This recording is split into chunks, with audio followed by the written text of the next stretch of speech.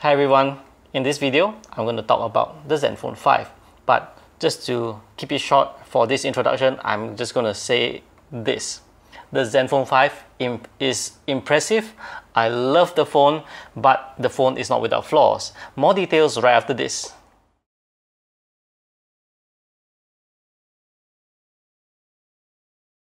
Alright, welcome back guys. So the Zenfone 5 retails at RM 1,299. It's not available yet, but you can pre-order it on Lazada, links down below.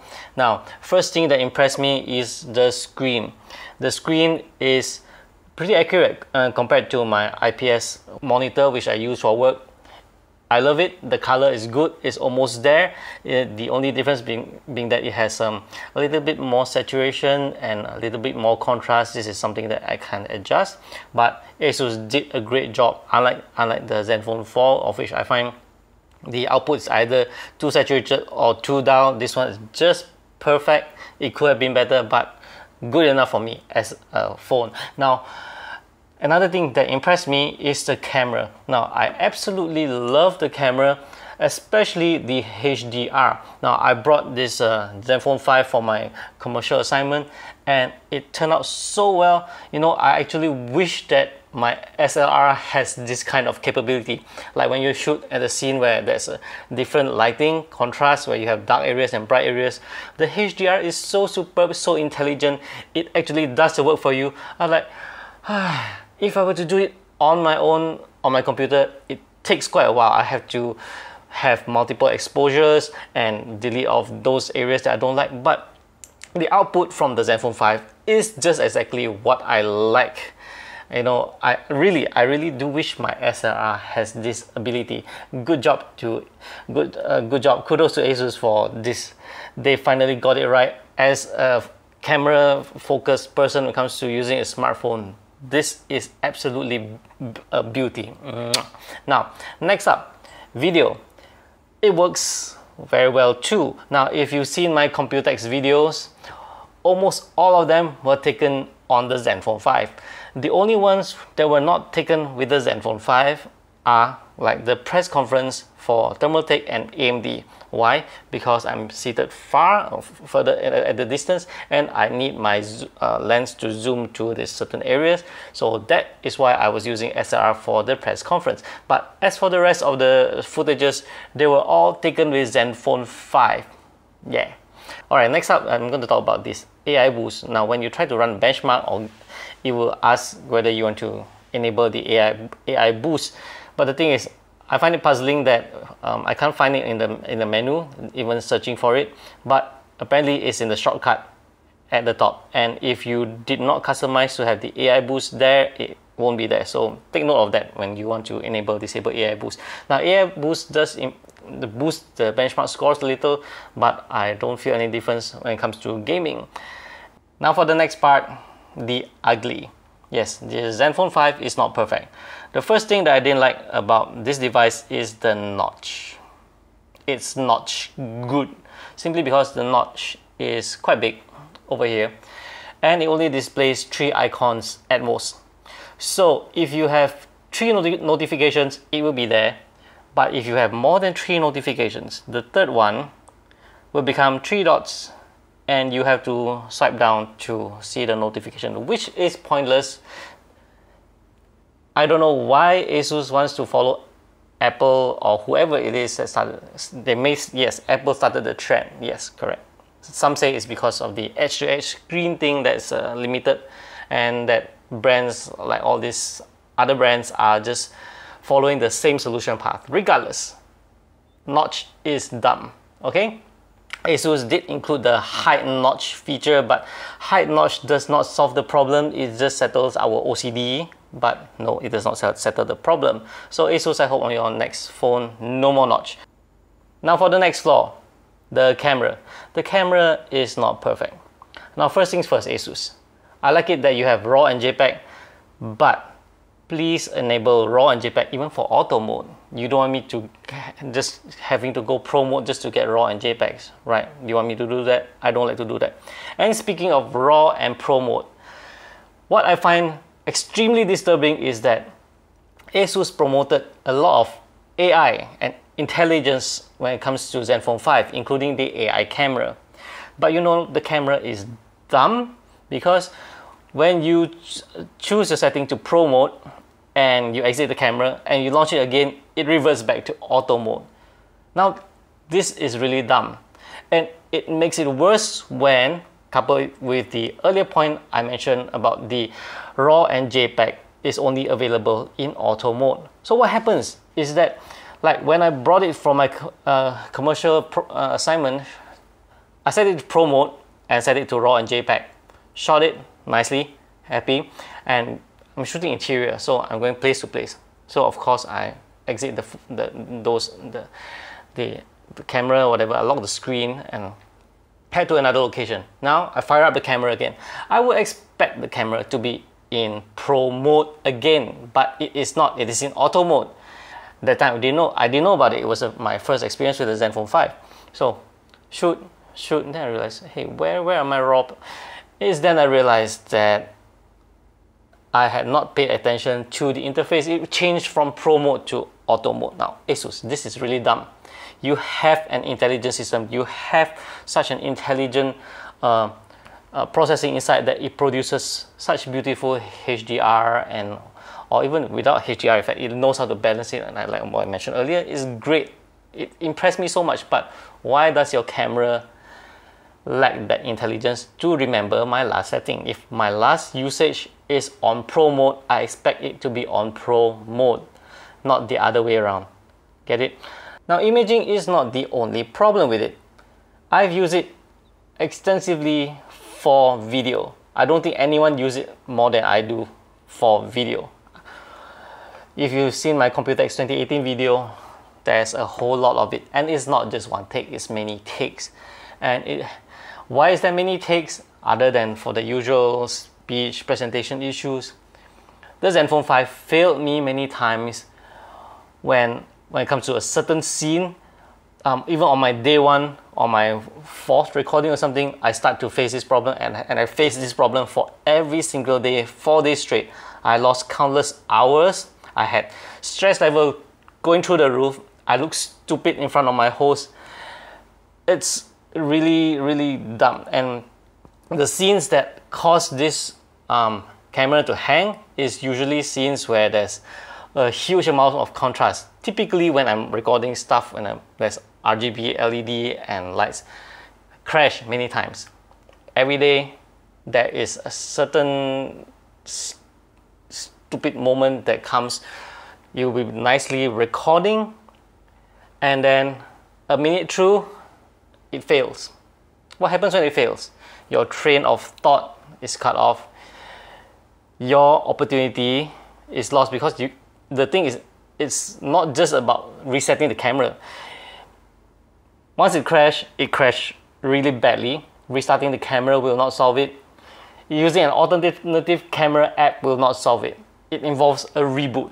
And I discovered this on my second or third day. So imagine the stress I go through on certain scenes like this. It looks dumb. It wastes my time. Recording done. While you're rebooting, somebody else comes to the scene. You have to wait for them to finish before you start again, and hope very much that it does not crash. Now that is utterly stupid. Now I don't know what is with ASUS and their R&D team.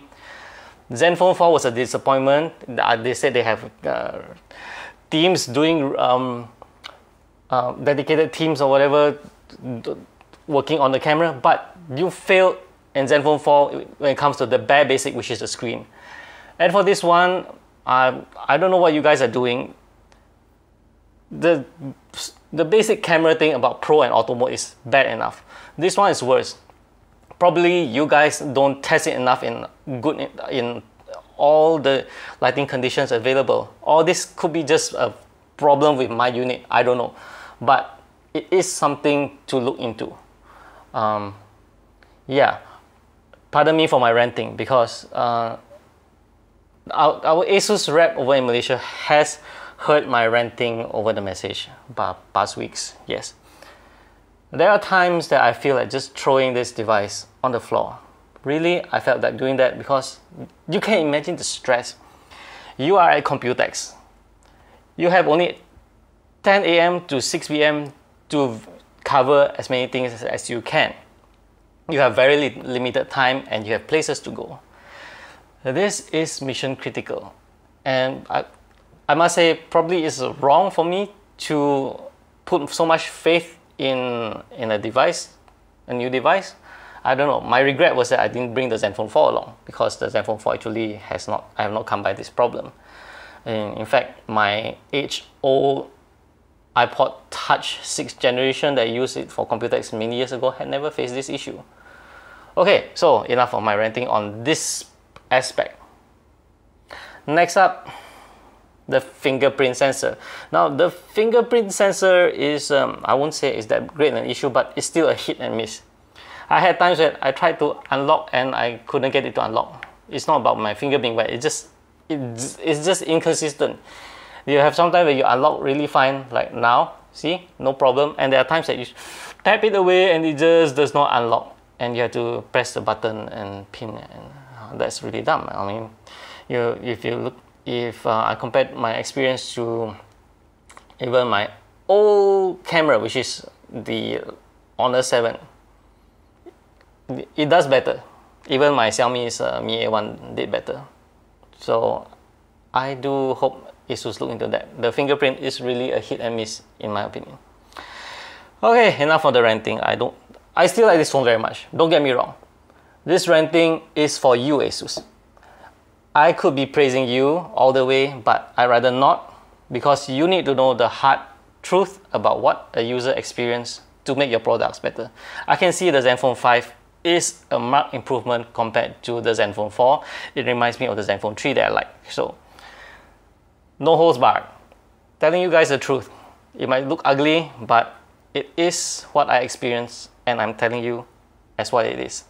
No candy coat, right?